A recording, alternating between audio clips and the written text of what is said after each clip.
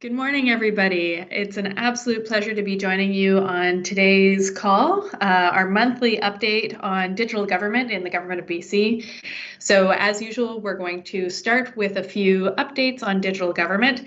For those of you who are perhaps joining this monthly call for the first time, digital government is about using new tools from the internet age to deliver great services to British Columbians.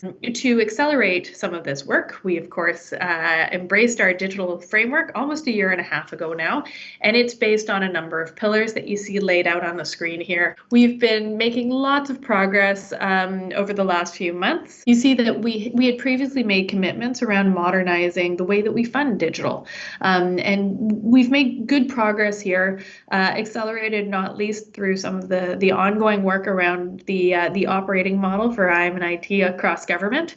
Within this body of work, we had talked about modernizing the way that technology is funded so that we can accelerate the speed at which projects get off the ground. We can maximize the value for money for those scarce tax dollars that we're administering. We've made some good progress. One of my teams is responsible for supporting the Digital Investment Board, which is that deputy minister level committee that's empowered to manage government's minor IMIT capital envelope. It's worth about $110 million a year. So we've done quite a bit of work to clarify some of the processes for accessing that board and accessing those funds. In terms of next steps, we're going to be trying to make even more progress on results metrics and really making sure that when we invest in digital government and digital services, we are truly benefiting the people of BC. I believe that last time I spent some time talking about some of the really interesting work to really make sure that our policy framework is up to date to support innovation in terms of the use of technology. The team has been really making lots of good progress on a data management policy, as well as efforts to update our open government policy. And of course, many of you would have seen that in the Ministry of Citizen Services mandate letter, we have a commitment around open data. So this is made all the more important. Next steps will be to continue to advance that data management policy and engage the community, so people like yourselves. You see some good progress on modernizing the tools that are available for providing digital services. So the enterprise architecture branch within the Ministry of Citizen Services has made some good progress on hosting, guidance around application development. There's now a CRM playbook available. We also have a new cloud landing zone for application development. So lots of great progress there. And the next big things that you'll be seeing there are further progress on access to cloud-based tools, as well as updates around digital.gov.bc.ca. Around platform tools, this is related. We are really pleased to be providing access to a DevOps platform. So one of those tools that allow digital teams to get services off the ground a little bit more quickly. In fact, I was so struck by some of the analysis coming out of this team that I just wanted to share it with you. There are many applications sitting on this platform, and the platform is going through a bit of an update. So they're upgrading it from OpenShift Container Platform 3 to 4. And through that upgrade, the team has taken upon themselves to do some analysis of the applications. They've done some analysis of what are the common functionalities that exist within those applications. And I love this slide because it really shows that across government, we are really embracing common design patterns and repeatable processes. So all the more reason for us to be collaborating across government, having conversations like the one that we're having today, and really working to push that coordinated, coherent government-wide approach to delivering great digital services. We went through all of the mandate letters and looked for things that relate to digital government. So just a few examples that jumped out to me over in advanced ed. There is a commitment around creating 2,000 new tech-relevant spaces in public post-secondary institutions. So really interesting to see that commitment to skills development and reskilling for the digital economy. We saw commitments in ag, looking at the emerging agri-tax industry and how we can be providing more support to BC-based companies in that regard. Education has pretty significant commitments to continuing to improve online and remote learning. Obviously, that's going to require digital tools. over in the Ministry of Health, the health sector, we saw lots of interesting commitments in there, including around expanding e-health, providing a new hospital at home program so that patients can be more effectively supported from the comfort of their own homes. In rural development, we saw commitments around further enhancing high-speed connectivity, which obviously is going to have implications for our ability to serve all British Columbians, regardless of where they live. And over in the technology and innovation files, we saw some really interesting initiatives to support the technology sector. So all of that is to say, I think that we're going to continue to have lots of exciting work to do when it comes to providing digital services to the people of BC. So I'm thrilled to introduce you to Bev Dicks. Bev is the Assistant Deputy Minister responsible for Service BC and one of government's real leaders when it comes to providing some of the backbone for the services that we provide through her and her team's investments in digital ID. So welcome, Bev. It's a pleasure to have you with us today. Thanks, everyone. It's lovely to be here. So a little bit of context for you. In Service BC, we really focus on providing what we like to talk about as a family of services.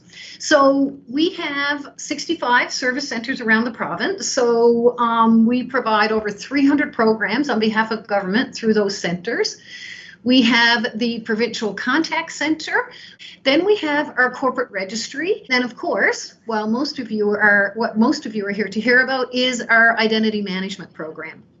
And the way we like to think about ourselves in Service BC is we actually work on what we call applied digital. So it's how do you make the amazing things that are happening, the new innovations, the new tools that are out there, the whole process of technology, and how do you translate that into an amazing experience for citizens or businesses. So we really focus on the citizen journey. 4.7 million service cards out there in British Columbia, and our focus now is to move to a mobile access for that so that we can prove the citizen's identity and they can access government services digitally.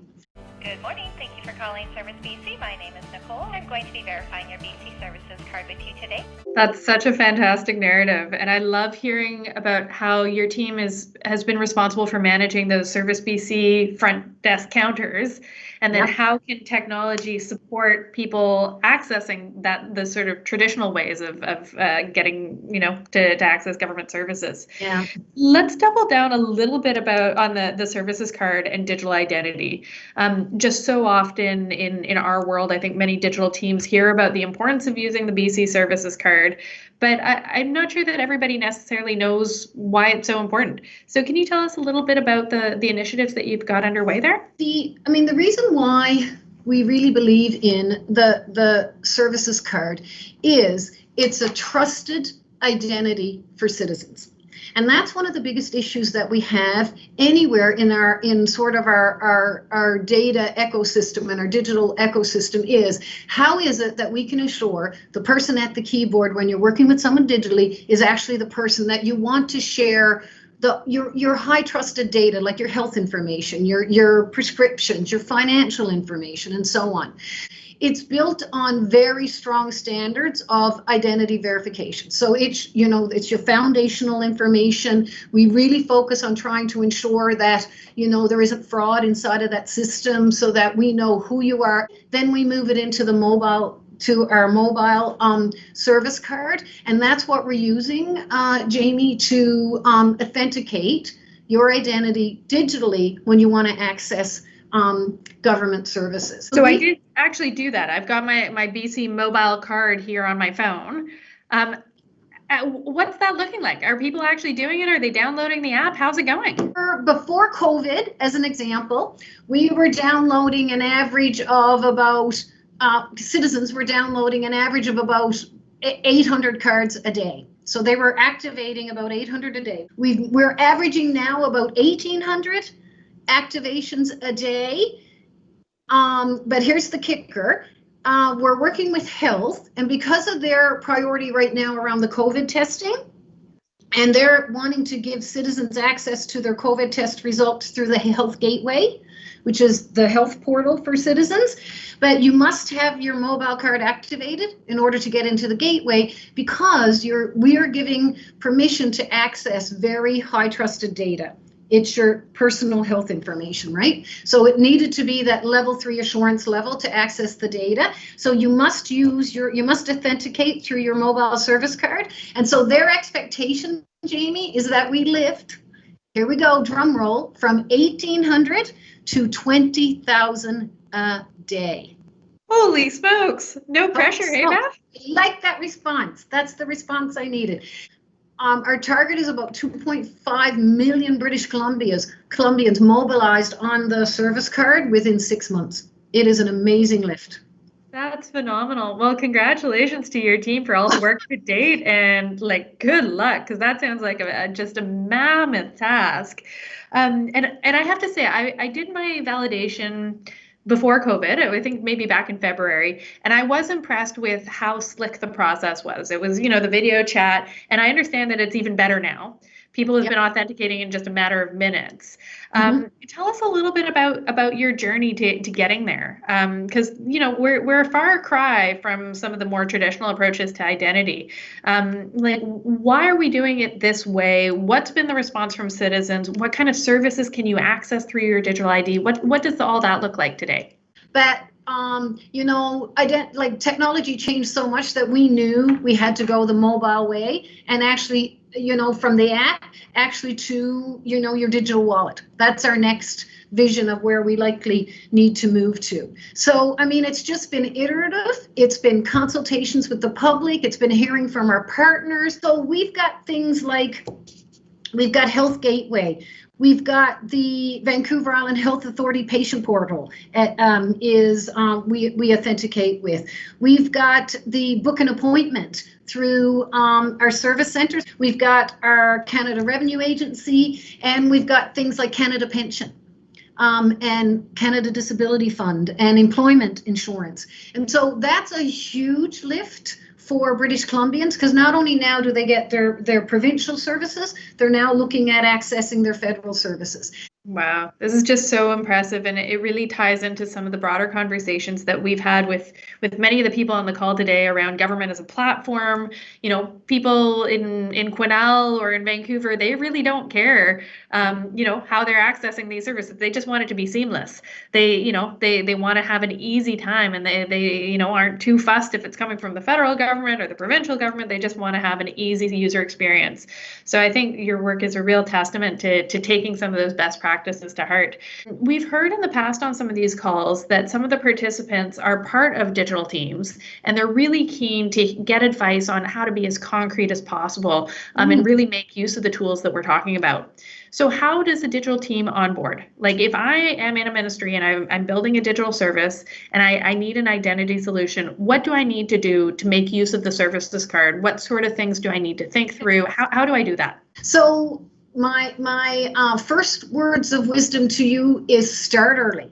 Reach out to the identity team early, because what we can do is, like, we'll even help you, right, if you back up your process, we'll help you with things like what wording to put into your RFP if you're going out with an RFP, language around your procurement, or, if you're going out and you want the vendor who you may be procuring to understand some of the processes of how you would do the technical integration with the service card, we can share those kinds of things with you. Or your investment board submission to be more successful. We can support architecture, planning, and design. So all those things to get you ready to go absolutely are things we can do. Some of the big pieces of work that need to be done, for example, is a PIA and a straw, because you're going to be using, you're accessing data, and what are you doing with that? And does it meet all the tests? We can help you with help desk scripts, with website language. There's so much that we do, and we'll even help you with your announcements and your messaging to give you the key messaging that we use. If the partner works through the checklist, the actual technical integration for the service card can take about a week. Wow, that really is a fantastic success story, making it easier for partners to use those tools. What's next? obviously you've got a huge uplift here in terms of onboarding British Columbians to digital ID. What's next in your journey? British Columbians don't just stay in BC or do business in BC. We know that, right? So now we've got to think about solving the problem of what about the out-of-province solution? What about businesses who are, in Alberta and want to have interactions in BC? How do they do that? How do they authenticate if they don't have? They wouldn't, a BC service card. So what's our out-of-province solution? Thank you so much for sharing your journey with us, Bev. This has been incredibly inspiring. Everybody, you heard it here first. Make sure you go and download that app and validate your mobile version of your services card. And thank you very much to you and to your team, Bev, for all of your wonderful leadership. Thank you so much, everybody. And we're going to wrap it up there. So have a wonderful day.